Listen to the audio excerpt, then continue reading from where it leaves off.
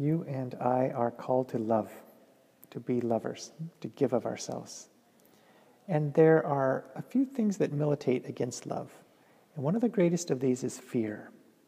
And we learn from Scripture that perfect love casts out fear. Perfect love, love of God, casts out fear. But fear can be a powerful motivator in our lives. And in fact, it's a paralyzing motivator. The evil spirit feeds on fear. And when you and I have fear in our life and we base our life on fear, it gives a space for the evil spirit to work. And fear can come in a number of forms. St. Ignatius says that if we fear others and their opinions, that's one kind of fear, it will cut away everything that we could do for God. He writes in one of his letters, "If you fear men beyond measure, you will never do anything great for God." If you and I fear others beyond measure, in other words, we fear that they may not think that we're good, or that we're good at something, or that we're a good person, or they may not like us, they may not appreciate us, and I fear that. I fear I won't have a good reputation. If that's my primary attitude in life, I fear others, I fear that other people might not like me or appreciate me, then I will never be able to do anything great for God. It's a given.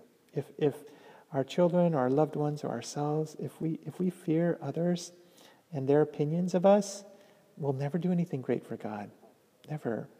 And it's a sad truth, but it is true. St. Ignatius says in a parallel quote in another letter, "If one fears men much, he will never do anything great for God. All that one does for God arouses persecution." So when we do good things for God, we're going to be misunderstood by some. Christ said that no servant is greater than the master. If the master is treated badly, you as servant, you're going to have some ill treatment.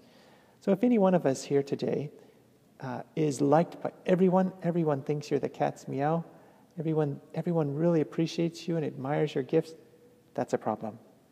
Because you wouldn't be following the master. The master says that there are going to be some people in your lives who don't understand you, who don't like you, don't appreciate you. That's par for the course of being Christian. And we must not fear that or change our way of acting. I find among youth today, there's this tremendous desire to be cool. To be cool.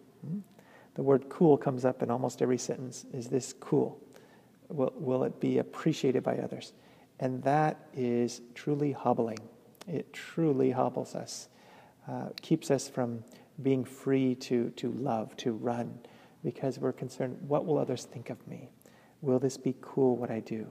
Will it be cool to consider this way of life? Will it be cool to do this? Will my friends understand that?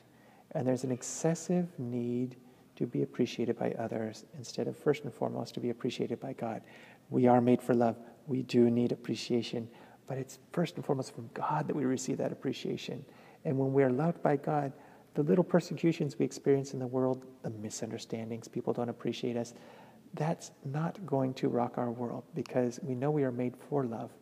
And we know we are loved. And if people misunderstand us, we lift them up to the Lord. Lord, you work with them. I'm not going to lose sleep over this.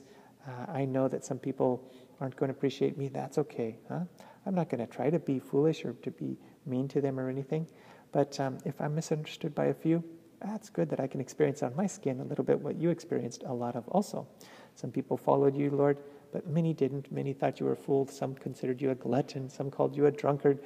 Some are spitting at you at the end of your life. What a horrible experience you had to be condemned among other criminals. And yet you accepted all that for love. So if I can experience on my skin a little bit, just a little bit of what you experienced, blessed am I. Let us not fear others and others' opinions of us. That is a form of vanity, and vanity is crippling. It really takes away our spiritual vigor.